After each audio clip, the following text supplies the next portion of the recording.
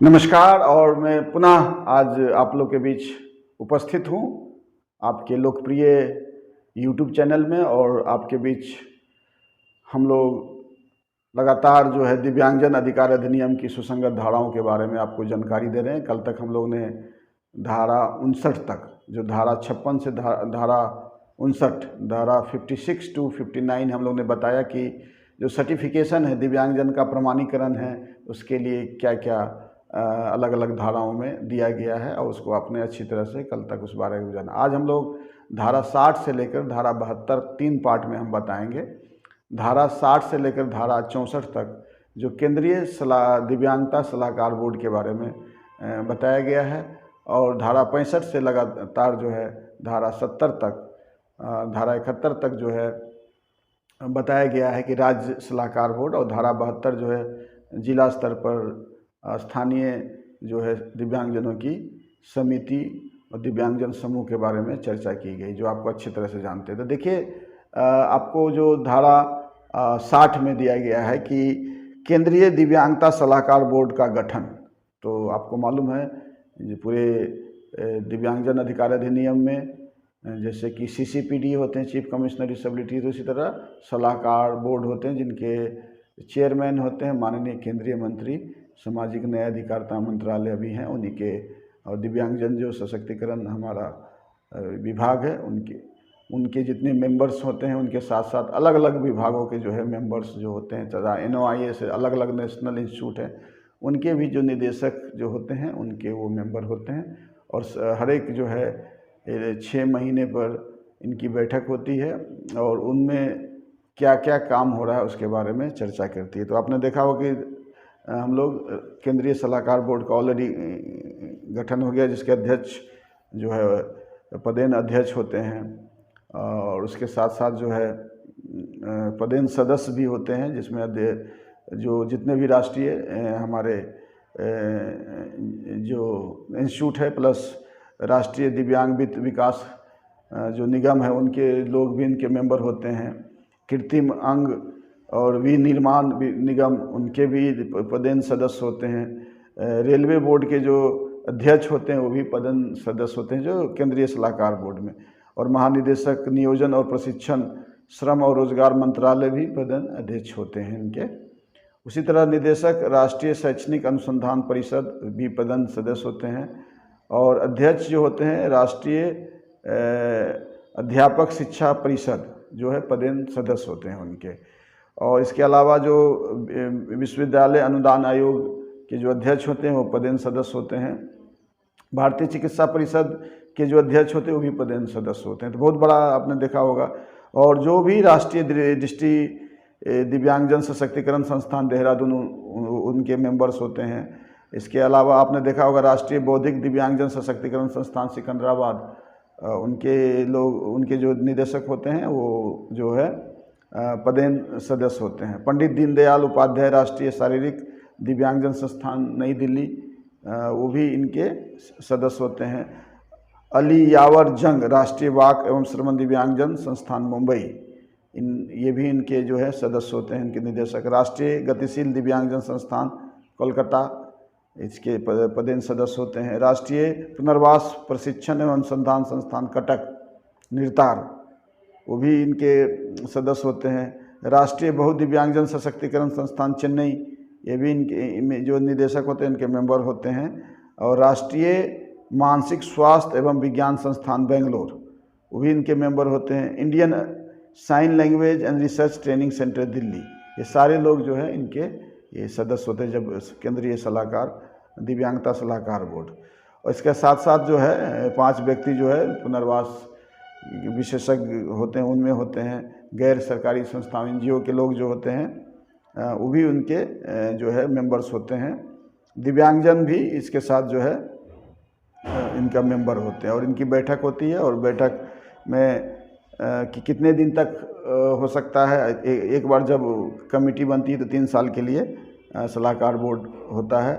और इसका काम रहता है कि अगर पूरी सदस्य का कोरम नहीं भी पूरा हुआ तो अब बैठक कर सकते हैं, क्योंकि ये जो सदस्य खाली होते हैं वो समय अंतराल पर इनकी जो है बैठक माने उसको भरा जाता है। केंद्रीय दिव्यांगजन सलाहकार बोर्ड का जो काम होता है कि लगातार वो देखना कि दिव्यांगजनों के लिए जो दिव्यांगजन अधिकार अधिनियम में है उनकी कहाँ कहाँ समस्या हो रही है, उनके लिए क्या क्या समस्याओं को दूर किया जा रहा है। तो केंद्रीय सलाहकार बोर्ड के बारे में तो आपको अच्छे से जान गई है, जो हम लोग ने इसके बारे में आपको बताया गया है। 65 तक हमने बताया कि 60 से लेकर 65 तक केंद्रीय सलाहकार बोर्ड के कौन कैसे होगा, उसका फंक्शन क्या होगा, कौन उसके अध्यक्ष होंगे, कितने बार बैठक होगी, कोरम क्या होगा, ये ऑलरेडी बन चुका है और लगातार इस पर बैठक हो रही है। उसी तरह जो है धारा 66 में जो है राज्य सलाहकार दिव्यांगता सलाहकार बोर्ड है, जो बिहार ऐसे राज्यों में यहाँ भी बन चुकी है। और इसके सलाहकार जिस तरह के जो केंद्रीय सलाहकार बोर्ड का गठन और उसकी कार्य का दिया गया है, उसी तरह राज्य दिव्यांगता सलाहकार बोर्ड जो धारा 66 से लेकर धारा 71 तक इसमें चर्चा की गई है। तो सभी ऐसे में धारा 66 से लेकर धारा 71 तक उसमें उसी तरह जो हमारे राज्य सरकार के जो विभाग दिव्यांगजन के जो मंत्री होंगे, प्रभारी मंत्री अध्यक्ष होंगे, और जो अगर कोई राज्य मंत्री होते हैं तो उनके उपाध्यक्ष होते हैं। और साथ ही साथ जो विभिन्न विभाग के जो सचिव होते हैं वो पदेन सदस्य होते हैं, जैसे कि शिक्षा एजुकेशन डिपार्टमेंट हो गया, महिला बाल विकास हो गए, स्वास्थ्य हो गए, परिवार पंचायती राज, औद्योगिक डिपार्टमेंट जो है, इंडस्ट्री डिपार्टमेंट हो गया, श्रम रोजगार है, शहरी विकास, आवास, विज्ञान और प्रौद्योगिकी, सूचना प्राधिकार, लोक उद्यम, युवा कार्य, खेलकूद, सड़क परिवहन, सभी जो विभाग के जो राज्य सरकार के जो सचिव होते हैं इनमें इनके पदेन सदस्य होते हैं। इसके अलावा जो है राज्य विधानमंडल के जो है 3 सदस्य होते हैं, वो भी इसके मेंबर्स होते हैं, तथा 5 सदस्य जो है दिव्यांगता और के पुनर्वास के क्षेत्र में काम करके जो विशेषज्ञ होते हैं वो भी उनके मेंबर्स होते हैं। और साथ साथ जो गैर सरकारी संगठन के जो 5 जो सदस्य होते हैं वो भी इनके मेंबर्स होते हैं। और साथ ही साथ दिव्यांगजन भी होते हैं, अलग 21 प्रकार के जो दिव्यांग बेंचमार्क डिसेबिलिटी उसके जो है रोटेशन वाइज जो है उनके दिव्यांगजनों को भी इनमें उनका मेंबर बनाया जाता है। तो बहुत इसमें लगातार है। और उसी तरह का लगातार इनका है कि सलाहकार बोर्ड जो है बैठक करेगी, और कम से कम जो 6 महीने में एक बार इसकी बैठक होगी। और इनका सेवा सर दिया गया है, बैठक में आने जाने के बाद कितने दिन एक बार जब होता है 3 साल के लिए ये सलाहकार बोर्ड की जो है सदस्य होते हैं। तो इसमें और 59 और धारा 69 और 70 में दिया गया है कि दिव्यांगता सलाहकार बोर्ड का बैठक और राज्य दिव्यांग सलाहकार बोर्ड के कृत्य क्या हैं, उनका क्या क्या काम रहेगा। तो उनका काम आप जानते हैं कि राज्य में जो दिव्यांगजनों के लिए क्या क्या समस्या हो रही है, क्या उस पर काम किया जा सकता है, उसके आर्थिक उन्नयन हो रहा है कि नहीं, उसका सामाजिक उन्नयन हो रहा है कि नहीं, उसकी जो एक जगह से दूसरी जगह सुगमता है उस पर काम हो रहा है, या उनका जो जॉब है, जो बैकलॉग है, या उनका जो आरक्षण रोस्टर है उसका पालन किया जा रहा है कि नहीं। तमाम चीज़ों पर जो है अलग अलग बैठक इसकी होती है। तो आपने देखा कि लगातार जो है धारा 60 से लेकर धारा 65 तक केंद्रीय सलाहकार बोर्ड के गठन, उसका क्या कार्य है, कैसे कौन कौन उसके सदस्य होंगे।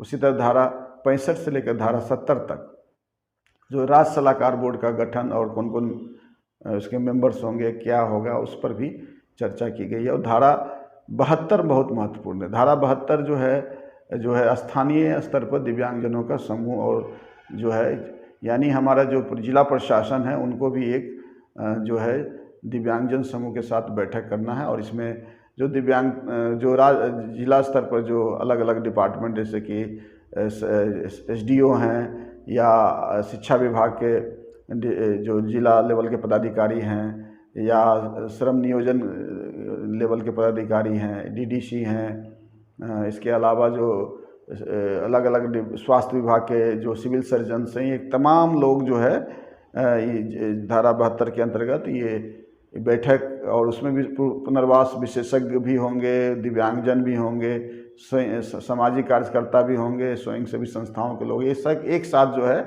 इनको भी 6 महीने पर एक बार बैठक करनी है। और बैठक करने के साथ साथ क्या क्या जिला स्तर पर दिव्यांग की क्या समस्या हो रही है उस पर जो है काम करना है। और आपने देखा कि हमारे कार्यकाल में हम लोगों ने धारा 72 को हम लोगों ने पंचायत स्तर पर उनको ले गए कि पंचायत स्तर पर भी महीने में एक बार दिव्यांगजन समूह और जो पंचायत लेवल के जो सरकार के पदाधिकारी हैं, इसके अलावा पत्रकार है, सामाजिक कार्यकर्ता हैं, स्वयंसेवी संस्था, वो एक बैठक करेगी और उसके बाद उसी तरह वो जो समस्या है उसको फॉरवर्ड करेगी ब्लॉक लेवल पर, प्रखंड लेवल पर। प्रखंड लेवल भी महीने में एक बार दिव्यांगजन समूह के साथ जो प्रखंड लेवल के पदाधिकारी हैं, बीडीओ हैं, सीओ हैं, सीडीपीओ हैं, पीएससी, एमवाईसी हैं, थाना के लोग हैं, पुलिस जो है प्रभारी हैं या थाना अध्यक्ष हैं, हर जो दिव्यांग, मनरेगा है, जितने लोग हैं, आवास सहायक हैं, जो भी है उसके साथ एक बैठक करेगी। जो दिव्यांगों की समस्या है वहाँ पर निराकरण करने का प्रयास करेगी। उसी तरह 2 महीने में एक बार अनुमंडल लेवल पर बैठक होगी जिसमें प्रखंड के जो चुने हुए दिव्यांगजन के समूह और अनुमंडल लेवल के जो पदाधिकारी हैं वो बैठकर देखेंगे कि अनुमंडल लेवल पर क्या क्या समस्या रह गई है और उससे उसका निराकरण करेगा। उसी तरह 3 महीने पर एक बार जिला स्तर पर भी बैठक करने के लिए हमारी तरफ से पत्र गया है। और ये बहुत महत्वपूर्ण है। मैं दिव्यांग भाइयों को बता दूं कि आप जो धारा 72 का इस्तेमाल बहुत ज़रूरी है आपके लिए। आप उसके माध्यम से लगातार आप पत्र दे सकते हैं कि पंचायत लेवल पर इसकी बैठक हो, प्रखंड लेवल पर बैठक हो, अनुमंडल लेवल पर बैठक हो, जिला स्तर पर बैठक हो। हमको लगता है इस पर ज़्यादा से ज़्यादा काम करने की आवश्यकता है। तो आज हमने आपको बताया कि धारा 60 से लेकर धारा 72, धारा 60 से धारा 65 तक केंद्रीय सलाहकार, दिव्यांगता सलाहकार बोर्ड के बारे में मैंने बताया। और धारा 65 से धारा 70 तक आपने जो है राज्य सलाहकार बोर्ड के बारे में आपको बताया। और धारा 72 के जो है स्थानीय लेवल के जो समूह हैं दिव्यांगजनों के जिला स्तर पर, उसके बारे में हम लोगों ने आपको बताया। तो उम्मीद करते हैं कि जो धारा 60 से लेकर धारा 72 तक जो है केंद्रीय सलाहकार बोर्ड, राज्य सलाहकार बोर्ड और जिला स्तर पर स्थानीय दिव्यांगजन का समूह के साथ बैठक, ये महत्वपूर्ण है और ये आप लोगों को सभी को जानने की आवश्यकता है। और इस तरह आप इस बात पर ज़रूर ध्यान दें कि आप जहाँ हैं वहाँ पर सरकार के लोगों के साथ किस तरह बैठक हो और आपकी बात उनके साथ कैसे पहुँचे।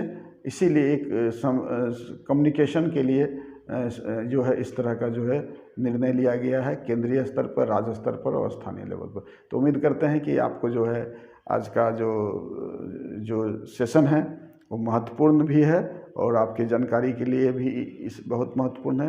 तो ये आपको पसंद आया होगा। और हम कल पुनः आपको जो है आगे में जो हमारा CCPD, चीफ कमिश्नर डिसेबिलिटी, और जो है स्टेट कमिश्नर डिसेबिलिटी के बारे में जो है आगे हम धारा 74 से लेकर आगे आपको पूरा बताएंगे हम लोग। तो आप बने रहिए और कल का इंतज़ार करें। कल हम आगे के जो धाराओं के बारे में आपको, तब तक हंसते रहिए, मुस्कुराते रहिए और अपने कामों में लगे रहिए। नमस्कार।